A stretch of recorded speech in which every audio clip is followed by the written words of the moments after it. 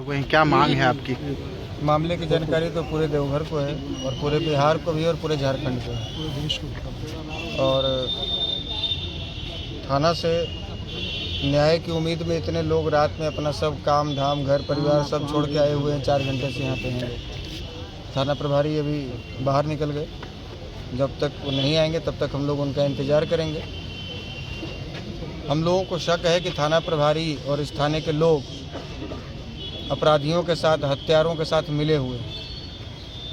वो उनको बचाने का प्रयास कर रहे हैं। जैसा कि FIR में जो टाइपिंग करके चढ़ाया गया और घटना की तारीख को 9 के बदले 6 कर दिया गया, उसके बाद जिस दिन घटना हुई थी इसी थाना के लोग जाकर वहाँ सबूत मिटा रहे थे टॉर्च जला जला कर रात के अंधेरे में।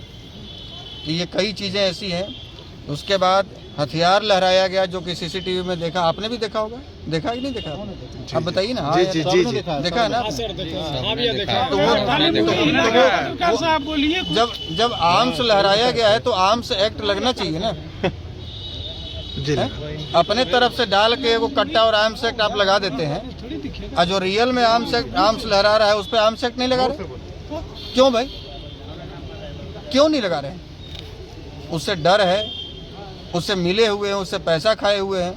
आपका ट्रांसफ़र पोस्टिंग करवा सकता है। किस बात का डर है? हम लोग ये पूछने आए थाना प्रभारी से कि क्या आपके बस का नहीं है उसको गिरफ्तार करना?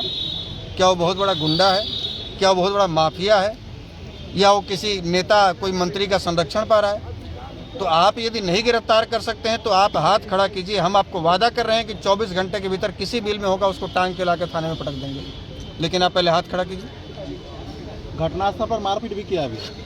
सारा कुछ है, सब कुछ CCTV फुटेज में। मेरा भाई जब एक्सीडेंट हुआ, कमर में चोट लगी थी, इंटरनल ब्लीडिंग हुई थी, लेकिन वो बोल रहा था। यदि तत्काल उसको हॉस्पिटल में ले जाया जाता, मानवता भी कहती है कि ठीक है, हमसे यदि गलती हो गई तो हम उसको हाथ पैर जोड़ के, भैया गलती हो गई, हम उसको हॉस्पिटल में पहले बचाएं। पहले बचाना जरूरी है। लेकिन उस हरामजादे ने, कितना बड़ा वो कमीना होगा और कैसे कुल में वो पैदा लिया होगा और कैसे उसकी परवरिश हुई होगी उस राहुल चंद्रवंशी और चंदन चंद्रवंशी की। उसके भीतर इंसानियत है ही नहीं उस हरामजादे के भीतर।